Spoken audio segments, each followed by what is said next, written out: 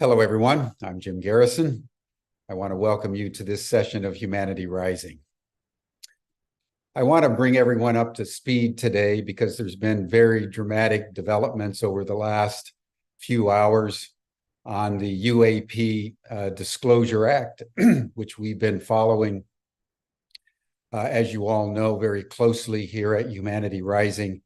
And the background to what I'm going to be detailing is that the US government, for the first time in 80 years, since the Second World War, has begun a legislative process that was initially called the UAP Disclosure Act, embedded in the 2024 National Defense Authorization Act, to begin a 7-year process of controlled disclosure about all the information that the United States government, with all of its agencies in the military and in the intelligence and in the energy department and in security, has collected, including all the evidence by defense corporations that have been contracting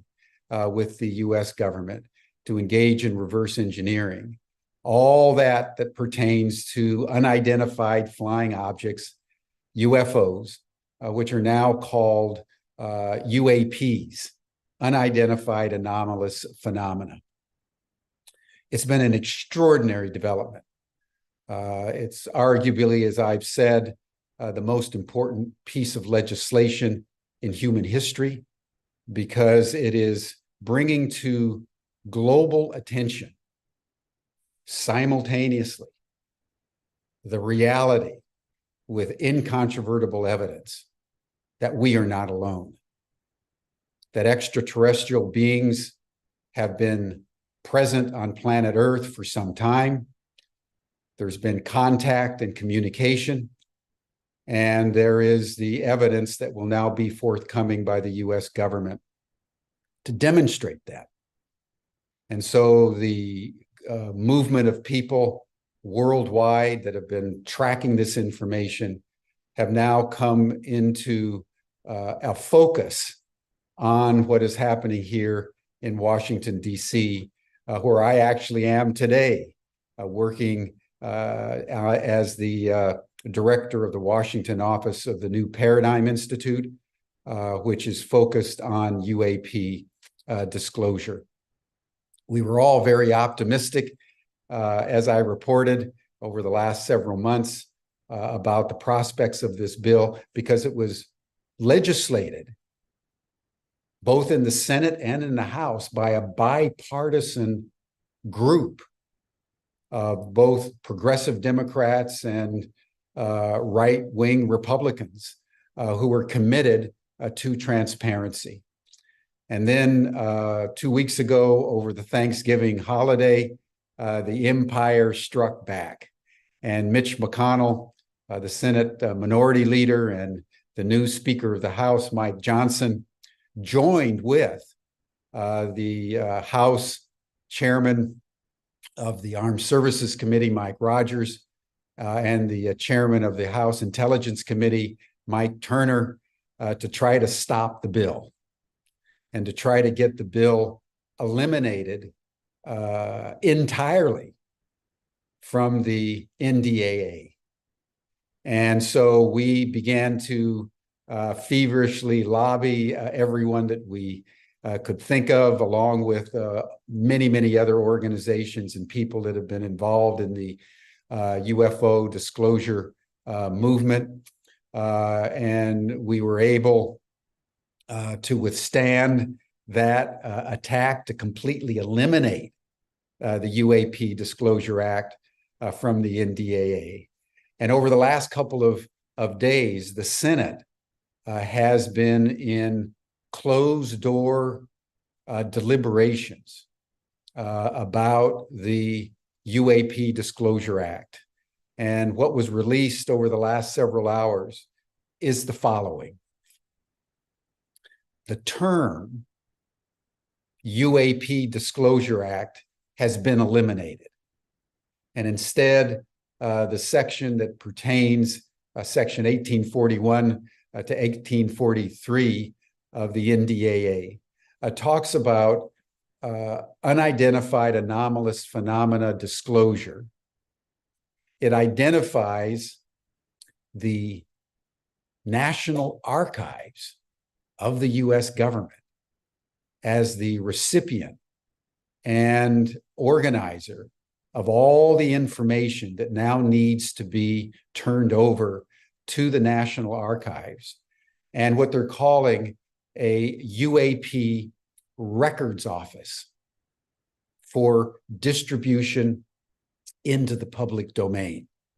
However, the original act called for a 9-person committee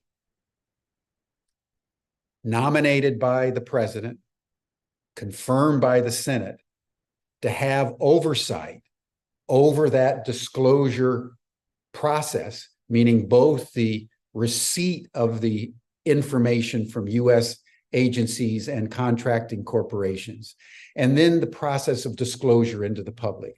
That's been eliminated. Now it's just the National Archive. And secondly, the oversight for the National Archives is now 3 Senate committees: Oversight and Homeland Security, Armed Services, and Intelligence. And then on the House side, Government Oversight, Armed Services, and Intelligence. So that these 3 committees on both sides of the US Congress will oversee, in conjunction with the National Archive, the receipt of the information and the distribution into the public domain. Now, there's a very extensive series of clauses that speak about postponement, that any of the agencies that are required to turn over this information can liaise with the National Archives to postpone the divulgence of the information, if in fact it constitutes, in the opinion of the National Archives and the various agencies, some type of compromise to national security or current defense mobilities or personal privacy, or any compromise to the US Central Intelligence spy network around the world. Although what has survived in this Senate version is a clause that says that any information that's older than 25 years, meaning older than going back to 1998, which means all the information on UFOs starting after the Second World War with Roswell and Aztec and all the other sightings that you all know about, do not get postponed. It's only the evidence within the last 25 years. So that is where we stand with this Senate version. It's now going to be sent today over to the House of Representatives. And then there's going to be a process with the House of Representatives, similarly like it's just completed with the Senate. And we're already focusing our attention on that side of the Capitol, and hopeful that over the next several days, we will succeed in getting a bill, hopefully very much like the Senate version. Now, there's one other thing that I want to bring to everybody's attention, which is that, as I've said, the reason why the UFO phenomenon has been so closely held by not only the US government, but the Russian government, the Chinese government, the Indian government, the Brazilian government, all the governments that have retrieved alien craft. And according to the best evidence, there's been probably, some say 109 alien craft that have either crash landed or landed and in some way been retrieved by various governments around the world since 1945. There's also been alien bodies, what they call extraterrestrial biological entities, EBINs, that have also been retrieved. And the reason why this information has been held even more secret than nuclear weapons technology is because it's cosmic technology. So that if you can reverse engineer it, whoever succeeds in doing that will have a technical capacity that would supersede by many orders of magnitude any other adversary around the planet. And the various governments that have been working on this have been working on specifically to reverse engineer for military purposes. One of the things that's also coming into light over the last several days and weeks is that they're very close to developing what they're calling the first UFO weapon. Now, you may have heard about hypersonic missiles. And just to give people a very quick background, because I'll be saying more about this in the coming days, but it's very important that we hold simultaneously in our minds disclosure and weapons development, because they're both happening simultaneously. And they're being focalized the most recently around hypersonics. Now, in order to understand hypersonics, you need to understand some physics about the sound barrier. When an airplane goes 760 miles an hour, it breaks the sound barrier. And that was achieved about 50 years ago. That's called Mach 1. Most commercial airliners go about 250 miles an hour. The X-35 in the US military, one of the fastest in the world, goes about Mach 2.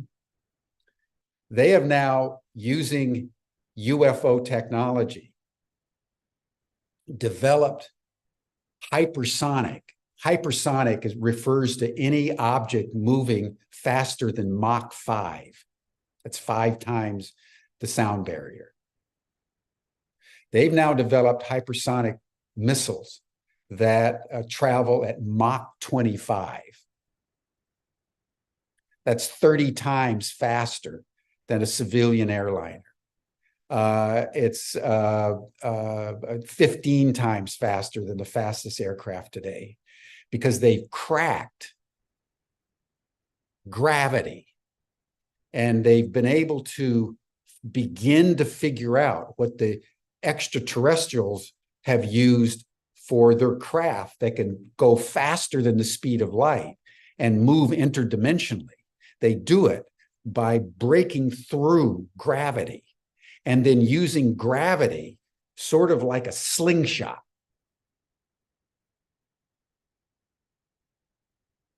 So while we're at the process of disclosure, we're also at the moment where the governments, mainly China, which is the most advanced, and Russia, that is using hypersonics in Ukraine, and the United States, which is madly trying to catch up, we're also on the verge of bringing into Earth politics and conflicts UFO weaponry. And the hypersonics that apparently are on the verge of breakthrough in the United States by several defense contractors are capable not only of moving at Mach 25, but they are able to maneuver while they're doing it, which is what the UFOs do. That's what's so astonishing. They defy physics, and they can defy physics because they've broken through the constraints of gravity. The current ones are 5 to 10 feet long. They're encased in ceramic. And what they are capable of doing, they go way, way out into space, and then they come back in and they hit the target with such devastating effect that they are unprecedented in their destructive capacity. So you can imagine if they linked hypersonics with nuclear warheads. That's what China, Russia, and the United States are all working on, and breakthroughs are imminent. So we all need to hold that something immense is happening on planet Earth. We all need to understand that the human psyche is about ready to implode and explode simultaneously as our conflicts are globalizing. Artificial intelligence is now taking on a life all its own. UFO weapons are being developed by multiple countries around the world. And in the middle of all that, we're being told by the US government that we are not alone, and that it is time for humanity to radically expand its cognitive capacity to understand the complexity, not only of the planetary ecosystem in which we find ourselves, but the galactic ecosystem within which we find ourselves. And so how we evaluate these multiplicities of developments, how we weigh within an ethical framework, how we respond to diminish the war mentality that rests in the psyche of every one of us, and uplift our consciousness to embrace what the extraterrestrials have been telling us for the last 75 years all around the world, that you have to stop killing each other. You have to stop destroying the planet. You have to stop, in particular, your weapon development and your nuclear weapon development in particular. All that's coming together in our time. And now the House of Representatives is going to take all this, and over the next few days, till next Monday, Tuesday, they'll come back with what they're going to say about it. And then there will be a final vote, and then signature by the president on or about December 20. So that's my update for today, everyone. It's an extraordinary experience for me to be in Washington at this moment. It's a wonderful thing for me to be able to brief everybody day by day on how things are developing. And it's in that spirit that I have to say, I can't think of anybody that I personally know that I would rather have on Humanity Rising today than Vandana Shiva, who's one of the great public intellectuals and social activists of our time, who's written 20 plus books, who has been at the forefront of saving the biodiversity and fighting monoculture agriculture. She's been on Humanity Rising many times before. So Vandana, I want to welcome you from India and to thank you for joining us today. And I would love to start our dialogue with any comment that you would like to make on my briefing to our global community today. Well, I think it's powerful in two ways. One, the fact that the consciousness that we are not alone is making it into the legislature, but also the same powerful interests that have weaponized this planet and every element of it, including the climate debate, would now twist this knowledge of others who we share the cosmos with and turn it into new instrument of warfare, as if we don't have enough violence, as if the current wars of humanity against humanity aren't already enough to call for peace, to expand these horizons of weaponry and war, shows that in a way there is a group of people and a particular way of thinking that is so habituated to, instead of saying we are not alone, that idea that we are at war with everything, including anything new we find about the fact that we are not alone. Well, say more about this interconnectivity between coming into cosmic awareness and using that technology for military purposes, because it says so much in such a profound way about the contradictions in the human psyche and in human culture. This proclivity toward violence, even if it's being derived from the very technology that can deliver us from violence. We seem to be prone to choose the violent over the non-violent. And I would love to have you, as just a philosopher and scholar, to reflect on that almost dysfunction in the psyche. How do you understand it? Where do you think it comes from? But for one, I do not universalize it to all of humanity. Otherwise, you would not be able to organize humanity rising over all these months and years. It's a particular group that has kind of built a cult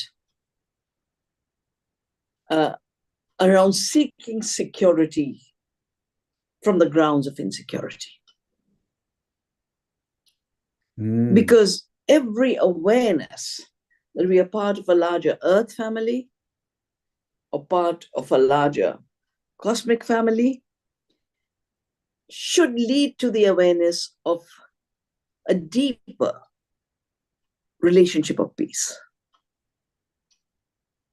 Yeah, that is what I mean by being aware of our Earth citizenship, but also being aware of our universal citizenship.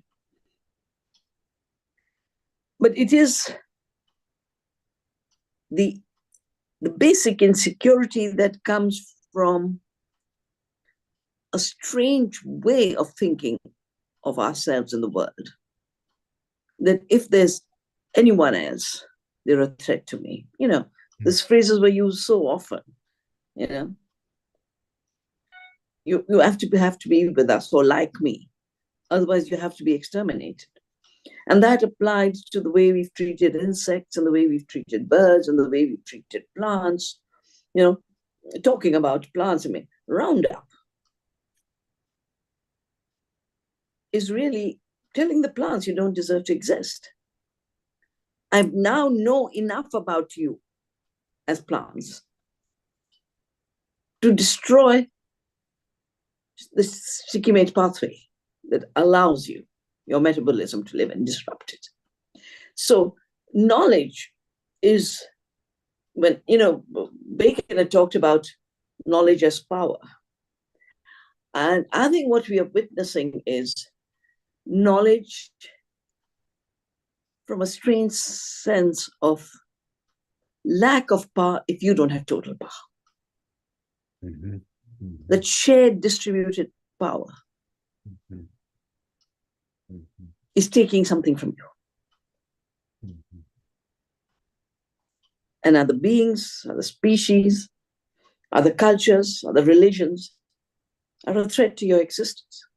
And so you will use every knowledge not to enhance the coexistence and the peace, but to enhance the extermination. Mhm.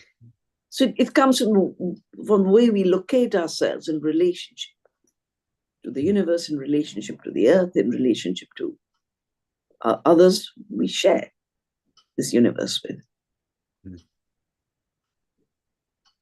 Yeah, that's a profound notion that the more insecure we become because of our sense of separateness, the more we want complete power and control, rather than allowing our insecurity to inform tolerance and compassion.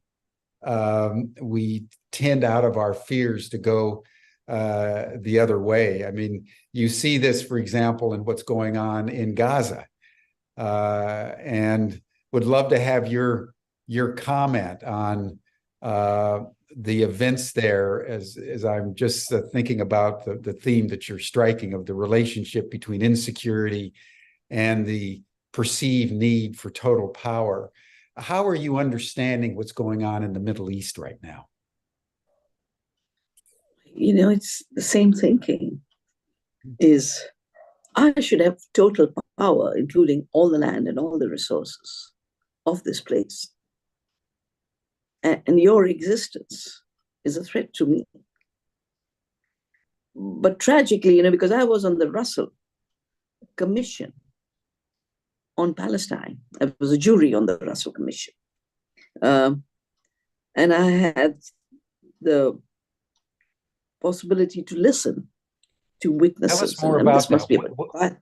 Who put it together? When did that happen? Tell us more about There that. is actually a Russell, the Russell Tribunal is ongoing. Was that Bertrand Russell? Yes, Bertrand Russell Tribunal is carrying on. Gotcha. And the different, and they dedicate themselves to different themes. So, the issue of Palestine has been addressed over a period of time. And what struck me so deeply was, journalists had come, sensitive scholars had come, activists had come from Palestine and Israel. And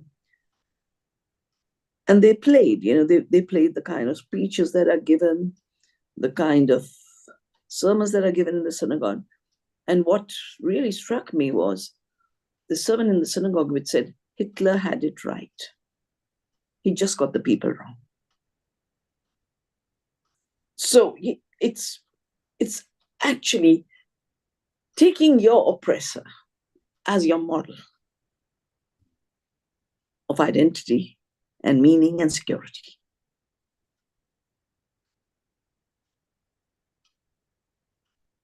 So, in a way, this is saying itself, what's going on is said by the people who are perpetuating the violence, that Hitler was right. Mm. And they don't realize that at the deep ethical human level, this is basically saying, actually, you got the people wrong, but the means were the perfect means, rather than condemning these means of violence and saying they have no place in humanity. Yeah. To adopt them as a defining feature for your idea of justice and rights. But it's a bit like the similar twist that when we should be just welcoming a deeper notion that we are not alone. Yeah? If that was applied to the Middle East, that there were people here before we came from all over Europe, and they've given us this land, they've been with us, to turn around and basically say, no, those who were here before us have no place. And I look at Gaza and say, I remember there was a Roman Catholic priest who wrote that very powerful poem in Hitler's time. Remember? He said they came for the Jews. I was not a Jew, so I didn't do anything. They came for the Unionists, and I wasn't a Union. Very powerful. But in a way, you take it for this and say, well, they came for the Palestinians, and I wasn't a Palestinian. So I just either took internalized the propaganda or stayed indifferent. And then just run it through with this logic where it takes humanity. Yeah. Because there's another group, and always another group, and another group, and another group. And given, I think the most important issue is what the response to the violence against the Palestinians showed is, and as you were describing, Jim, there's such a unity of the powerful organized around violence. Yeah, you talked about the committees and who sits on the committees, the very people who wanted to keep the citizens in the dark about what's going on. And in a way, there's a coalition of the powerful who, just like the rabbi was saying, Hitler was right, he got the people wrong. Well, if that starts to spread as a thinking, right now they're just creating a solidarity of weapons. But if that thinking says, oh, here's the way to clean up resources of the world, here's the way to get rid. And in a way, the development process has done that, but not in the horrific metaphors that we're witnessing now. But the indigenous people feel that way, And I think a very important part of our work is to connect the narratives across the diversity of violence. And project it into a future that if we do not come together as standing for one humanity on one planet and one cosmos, where will this end? Yeah, just to carry on this notion of reflecting on the connectivity of this mentality across domains, let's turn to what's happening in Abu Dhabi with COP28. As the CEO of the Abu Dhabi National Oil Company, serves as president of the COP and has been using the conference as an organizing forum for oil deals, while the United States has been offering its solution to global warming as the tripling of nuclear energy around the world by 2050, articulated by none other than John Kerry, the climate czar of the U.S.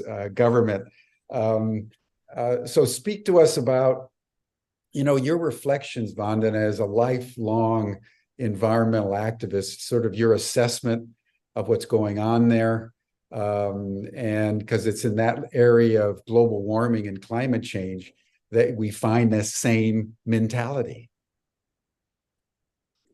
I think what's very important is when the climate treaty and the biodiversity treaty were signed at the Earth Summit in Rio in 1992, and I was there and I was working with my government,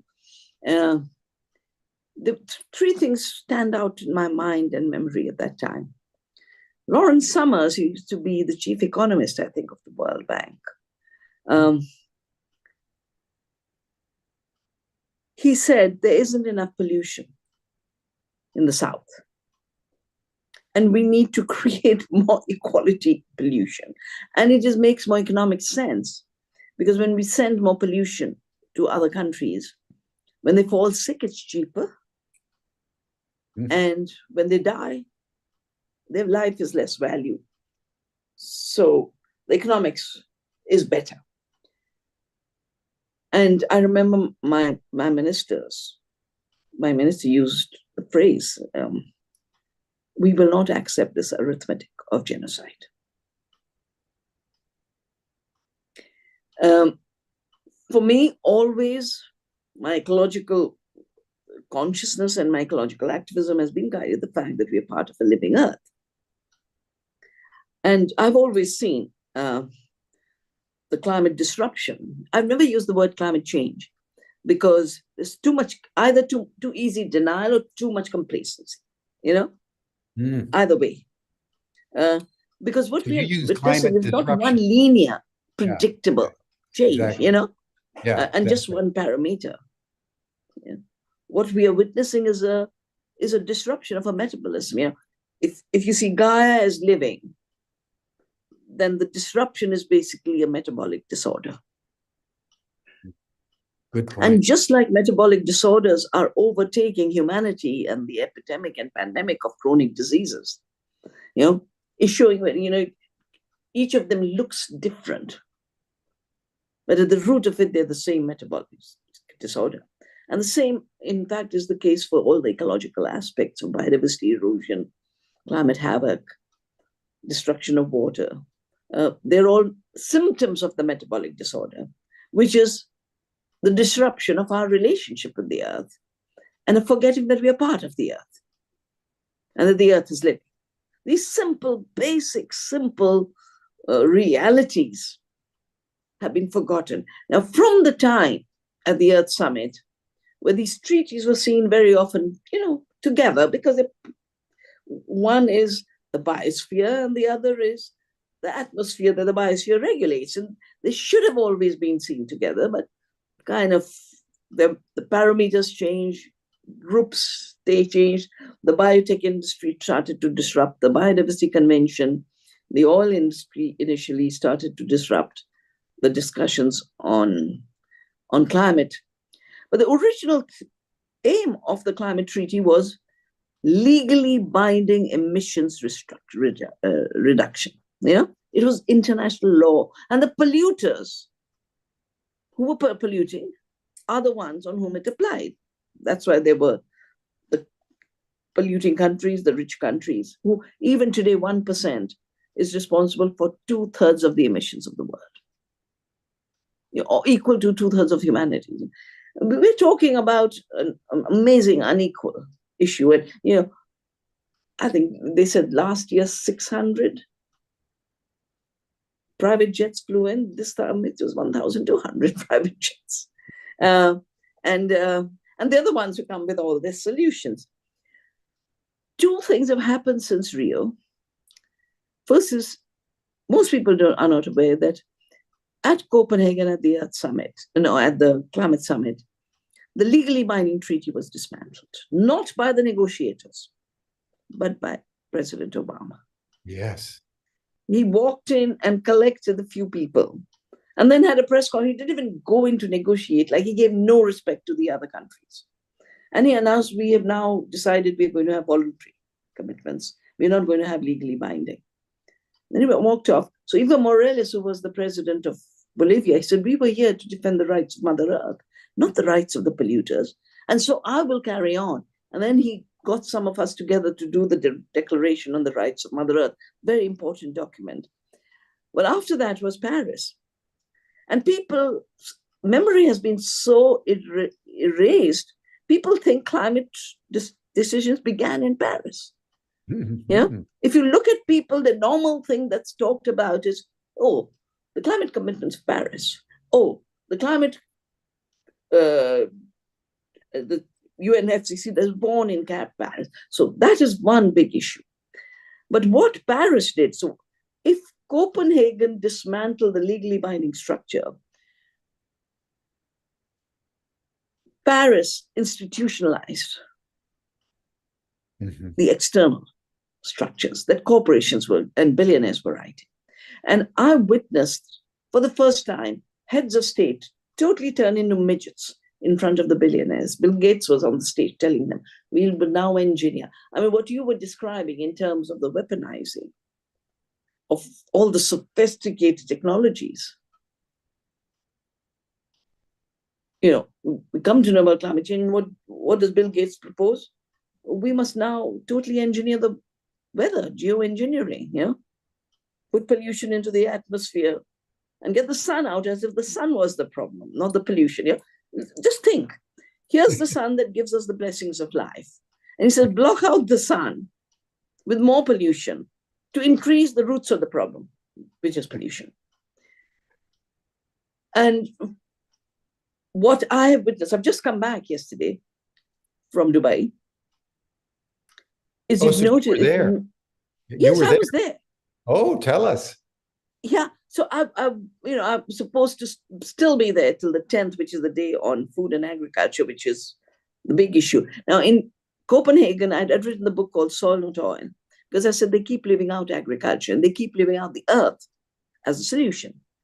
All these years, food and agriculture was totally ignored, even though we know more than 50% emissions come from an industrial food system based on fossil fuels and fossil chemicals and energy-intensive systems. Interestingly, this is the theme of Dubai, but in a strange way. So, the Tsar of climate from the state, Kerry, he uses strange language. He says, we can either have food or climate. Yeah, there's a system that is contributing 50% of the problem. But there are other ways of relating to the earth and doing food and farming that actually are a big part of the solution.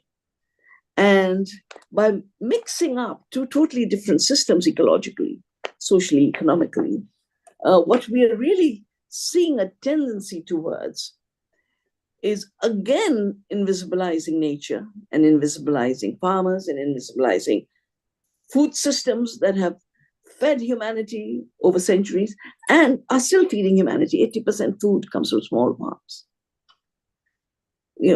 And the amount of diversity, it's not the 8 or 10 commodities. So what are the big proposals? Actually, they created, and I've been called 2 or 3 times to the Arab world for preparing for some of this, because they actually prepared a declaration on agriculture, food, and climate, on resilience. And if you read the declaration, it's got all the important points. It's got the points that ultra-processed food is also at the root of disease, how a big contributor to climate change is the current food system, therefore we must transform it. And 140 countries have signed to this. But when it ends, when this declaration process ends, who walks onto the stage? Bill Gates, whose big proposal is fake food. Fake food. Yes, that's his big investment. And the investment of Silicon Valley, big people who've never lived in an everyday life in the real world are putting all the investments into fake food. So you must have seen the Impossible Burger, yeah? 14 pounds, he's a big investor in it. He's a big investor in most of the fake foods, fake milk, fake breast milk. But how can you let people and nature produce what you need? Yeah, you must get them out of the way. In fact, I've just finished my new book. It's called Climate Change and the Future of Food. Both because we have clear systems that are telling us that if we relate to nature in a non-violent way, increase the biodiversity, intensify the biodiversity, and we respect nature's ecological processes, including the deep science of it, the deep science of photosynthesis, the deep science of entropy, we can actually stay within the 1.5 degrees. Everyone is panicking. Oh, we won't reach it. We won't reach it. Now, work with nature. Work with nature, protect nature, regenerate nature. You can reach it. So Henry Liu has calculated 34 gigatons of CO2 can be pulled out of 10% of the farms turn organic over the last decade. We can totally neutralize the damage and create more food, healthier food, more livelihoods, more meaning, a beautiful earth with more biodiversity, and solve the climate problem. And Jackie McGlade has also come to us with similar figures about, she's talking about 32 gigatons of Who's Secretary. that? Who's coming to these figures? Jacqueline McGlade, she used to be the head of the European Environment Bureau. Mm-hmm. And she's now dedicating herself to these kind of solutions. Because so many of the people who only look at climate as this many parts per million in the atmosphere and don't relate it back to living process on the earth, they're in despair. Yeah. But when you turn to the earth and you find in the green leaf the power to pull out the CO2 and turn it into our food and our oxygen.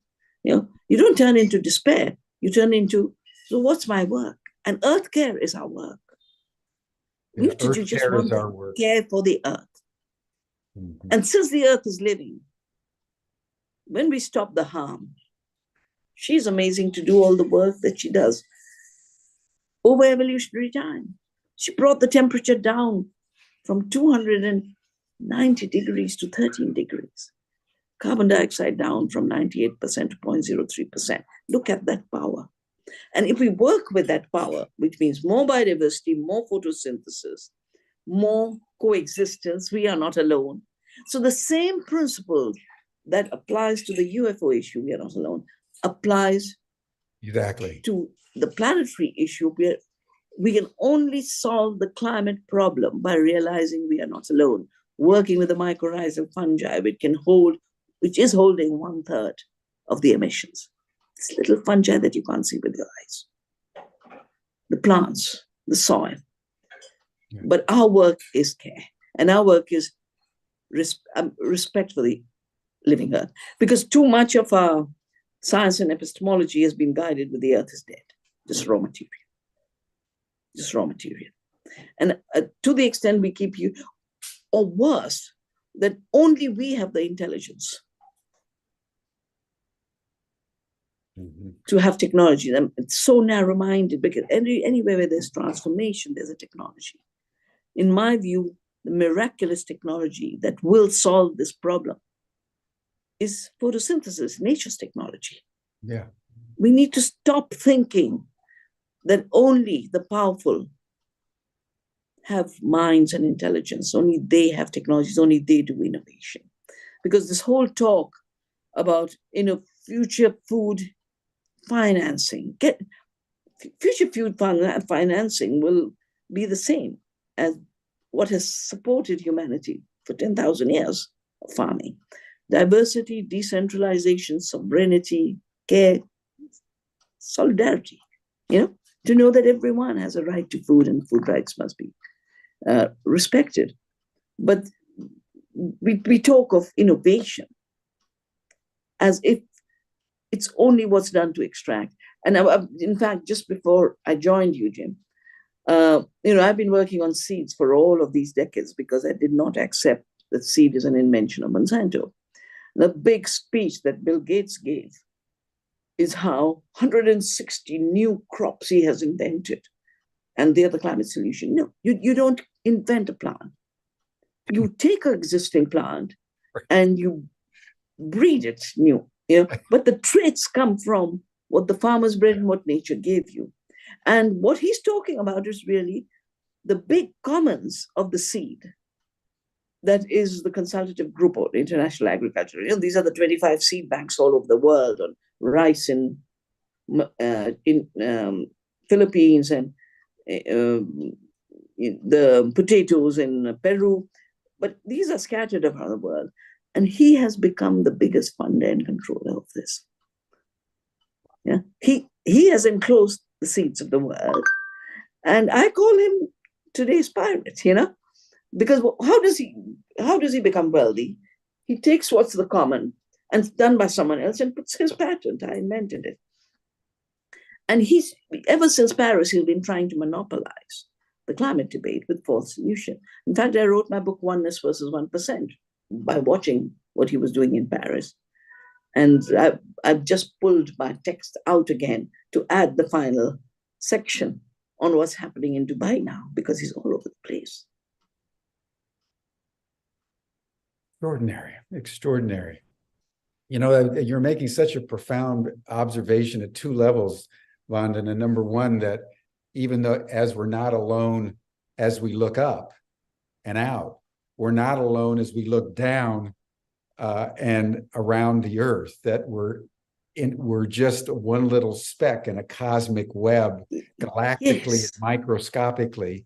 And yet the power elites, the Bill Gateses of the world, are running around trying to figure out how you weaponize the cosmic and how you develop fake food to replace photosynthesis and the natural processes. It's this extraordinary, and he's hailed as a demigod around the world and in the press as Bill Gates's brain and some super intelligent guy that is not only controlling most of the vaccines, but now controlling most of the food and buying up land all over the United States, for example. And the great agribusiness expanses are increasingly either owned by or interactive with Bill Gates' investments and technology in a worldview that is completely divorced from reality. Absolutely. At virtually any level. Yeah. And,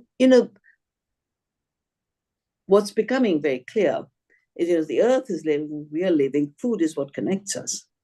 Food is the currency, I call it. It's what flows from the soil to the plants to our gut microbiome. And the same processes that lead to emissions that are causing havoc are processes that lead to damage of our health. And because we are not separate from the earth, yeah. But this illusion here, because there's just too much rubbish written about how lab food is necessary, farming without farmers, food without farms, and lab food will destroy the farmers and save the planet. That's the dominant metaphor.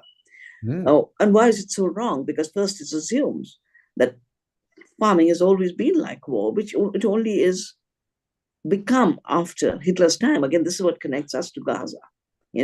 The food discussion is connected to what's happening in Gaza.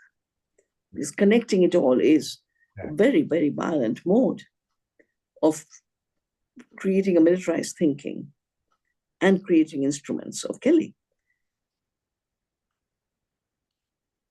And because it's all being based on fiction and spin, they take food which should be looked from the lens of nourishment and livelihoods, and suddenly overnight connected to say, oh, fake food from labs will be climate solutions. But it won't be, because you will need, everything needs food. Even the microbes you will use in the lab, even the cellular multiplication, they will need, cells will need food to multiply. And that feedstock will need more land, 5 times more land. But because it's energy intensive, because at the end of it, what are the emissions? What is the pollution? It is the waste of external energy use. And the more external energy you use, rather than let the plants do their work and farmer do the work, 15 times more emissions. So I'm putting all this in my new book because the evidence is so clear. It'll make the health crisis worse. It'll make the climate crisis work. It'll make the inequality crisis worse. Totally. And we've already, in fact, he's saying we will have to force people to eat fake food for the sake of the planet. To save the planet, we will have to force them to eat what is bad for them. Yeah, we need a lot more coverage of this issue. And I'm glad you're doing it now, because 10th is the day they're dedicating it to food. And, I just did a video and left it for them. Because I'm not going to stay so long. Because sadly, not only, COPs were supposed to be about negotiations between governments. Poor things are just sitting and negotiating, but nothing. The real stuff is happening outside. Gates is doing the real stuff. Yeah. And I think they've already put 2.5 billion in shaping the future of technologies. Not the soil, not the biodiversity, not the health of the children, And they're not talking about, resilience has been redefined from being resilience ecosystems and resilience people into risk reduction of capital investors. Yes. That's what we really have to work on is that's risk reduction fascinating. for I the mean, investors. the whole ontological shift like this, Yeah. But we've been made so confused with fake science and fake news and fake this and fake, and now added to it is this layer of fake food. Wow. Well, listen, why don't we begin to draw this to a close with a discussion. I love your notion of earth care, that in the face of all this, we the people, in order for humanity to rise, and what you're doing with Navdanya there in India and in South Asia and so forth, and all the NGOs that are there at Abu Dhabi, working their hearts out to both educate the governments and the corporations, but also to network and to animate social and citizen action. Speak to us about earth care and self-care, and what people in the midst of all this, what can we do that contributes to the solution that we all know is there and needs to be manifested at a global level at critical mass? So, care is what is the relationship that flows from love and compassion for what you care for. And earth care is the awareness that the earth systems are living, and it is knowing then what is it that we can do. It goes away not from the mentality of militarism and the pest is your enemy, the fungi is your enemy, just wipe them out, just develop more chemicals, weaponize agriculture. But it also does, avoids the arrogance. I've called it the anthropocentric arrogance of nature doesn't know how to do her work. We will engineer, we will fix her. And this whole engineering mentality then disrupts our relationship of care and turns us into masters and controllers in ignorance, because we don't know the billions and trillions of organisms. We don't know their relationships. So all we can do is take care of them by, not individually, because we can't, but of the ecosystem of which they are a part. Yes. So soil organisms, which are the heart of all of this, need food. To give them food. Fertilizers are not food for them. Our work, we actually have measured the status of nutrients in soils, chemical versus organic. Organic, the nutrients are shooting up. Chemical is all dropping. We're desertifying soils, the life of the soils. And I was talking about the mycorrhizal fungi on the issue of care. I'm increasingly coming to the awareness that creation is about care. That when I give food to the soil, I don't give pieces of food to different bits. I give organic matter, a wholesome diet. They take what they need and then multiply. The mycorrhizal fungi, which is in symbiosis with the plant, takes the nutrients that the plant needs and brings it to the plant. And the more it feeds the plant, the more it cares for the plant, the more the plant cares for it and gives it more food. And the cycle of life keeps expanding and growing. New research is showing that more fungi can increase photosynthesis, which means more food production, up to 5 times. 5 times. None of the technologies get there. And on our farm, all we did, we've given care and love. We saved the seeds, but we didn't try and conserve the biodiversity in soil. We just did the right thing for the soil. We have 3,600% more fungi through care. Wow. And because everything is related, care for the whole, because of the intelligence of nature, distributes what is needed. Like this fungi has amazing intelligence. It only brings what that plant needs and doesn't overdose it. Yeah. Both know. There's no overdosing in nature. So I'm increasing. Food is the currency of life. Care is the currency of living systems.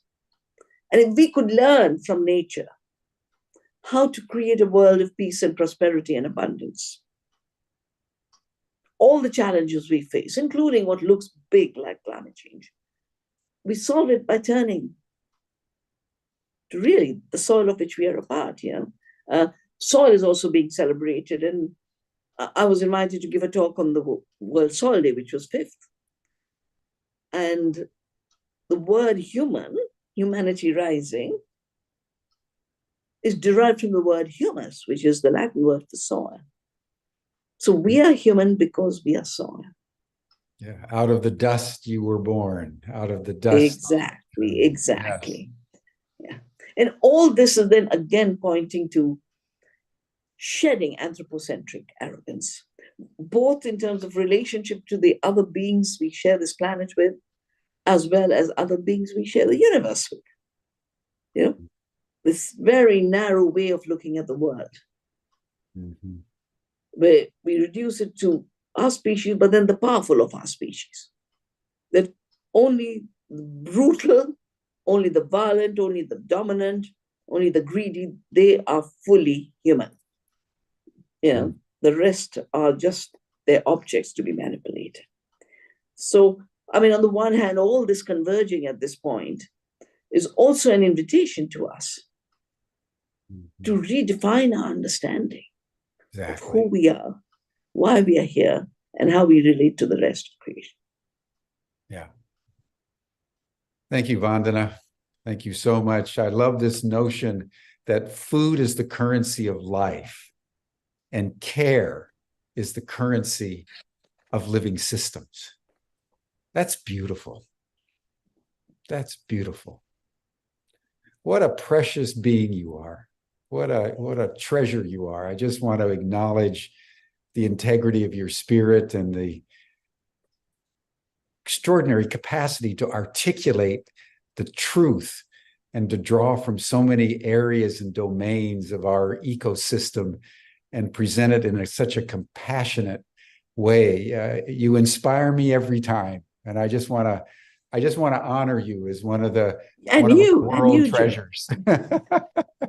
Vandana Shiva, everyone. Food is the currency of life, and care is the currency of living systems. Beautiful. Thank you so much. Thank you.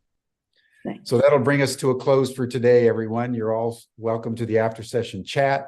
You'll see the link in the chat box, and then we'll see you again here tomorrow for a wrap up of COP28, the UAP disclosure project, and the interrelationships between these two phenomena. Thank you, Vandana. Be well. Thank you. Good night. Good night.